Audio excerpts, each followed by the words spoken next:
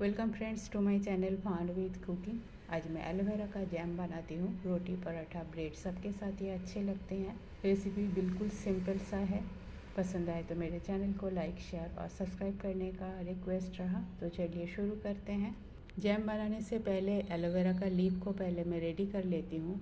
Leaf का जो नीचे वाला पोर्शन है इसको काट के टिल्ट करके खड़ा करके रख देती हूँ मिनिमम 24 आवर्स, जिससे इसके अंदर जो येलो कलर का एक जूस होता है जिसे लैटेक्स कहा जाता है, ये लैटेक्स बाहर निकल के आ जाएगा। ये येलो कलर का लैटेक्स हमारे हेल्थ के लिए अच्छा नहीं होती है, कई बार एलर्जेटिक भी होती है, तो इसको निकाल के फेंक देना बहुत ज़्यादा ज़रूरी होती है। तो इस तरह से मैं सारे एलोवेरा को काट के रेडी करके रख लेती हूँ मिनिमम 24 आवर्स के लिए। सारे एलोवेरा को मैं काल रेडी करके रख लिया था। ये देखिए, ये येलो कलर का जो जूस इसका निकला था। अब इसका पल्प निकाल लेती हूँ। जो कांटा वाला साइड है उसको पहले इस तरह से काट के फेंक देती हूँ। ऊपर वाला पोर्शन को पील करके निकाल देती हूँ और एक स्पून का हेल्प लेके पल्प को इस तरह से निकाल लेती हूँ। बहुत ज़्यादा स्लाइमी होती है तो पल्प निकालना थोड़ा सा मुश्किल हो जाता है। सारे पल्प को मैं इस तरह से निकाल लेती हूँ। सारे पल्प निकाल लिया। अब इसे एक मिक्सर जार में डाल लेती हूँ। एक बार में होगा नहीं, थोड़ा थोड़ा करके करूँगी।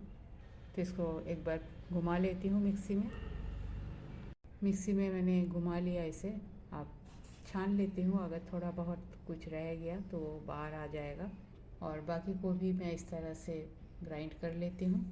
एलोवेरा का सारा पल्प मैं रेडी कर लिया। अब मेज़र कर लेती हूँ क्योंकि जैम बनाने के समय मुझे इसके अंदर चीनी भी डालनी पड़ेगी।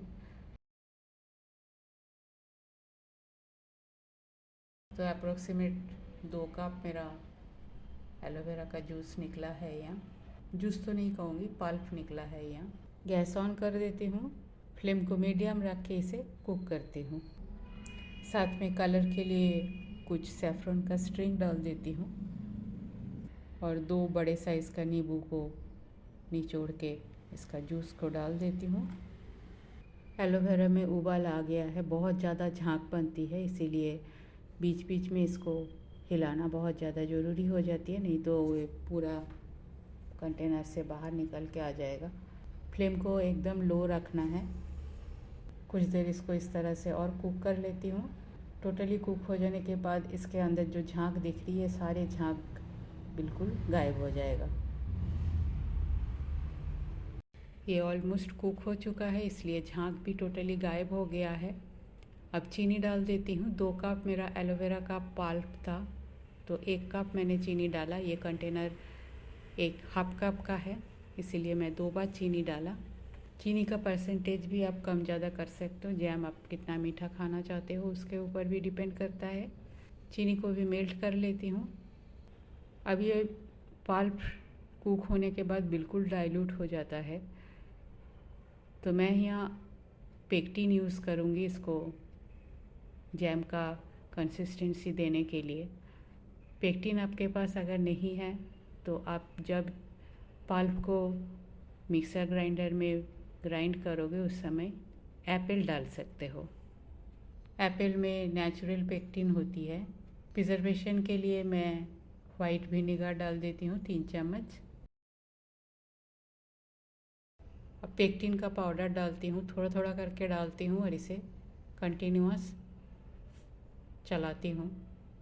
कंटिन्यूअस चलाने से जितने भी अभी लम्प दिख रहा है ये सारे डिज़ोल्व हो जाएगा और ठंडा होने के बाद ये टोटली जैम का कंसिस्टेंसी में आ जाएगा।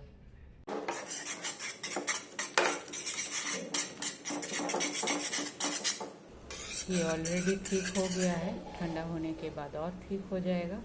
एलोवेरा का जैम बनके बिल्कुल तैयार है। मैंने कंटेनर पे निकाल लिया। रोटी, पराठा, ब्रेड सबके साथ ये बहुत अच्छा लगता है। इसको ऐसे भी खाया जा सकता है। तो रेसिपी अगर पसंद आई तो मेरे चैनल को लाइक, शेयर और सब्सक्राइब करने का रिक्वेस्ट रहा। थैंक्स फ्रेंड, टाइम निकल के वीडियो देखने के लिए। होममेड हेल्दी सिंपल रेसिपी मेरे चैनल पे अपलोड होती है। पसंद आए तो फ्रेंड सर्कल में शेयर ज़रूर कीजिएगा। आज यहाँ तक ही, मिलते हैं कोई और एक नया रेसिपी के साथ। तब तक के लिए bye, have a good day.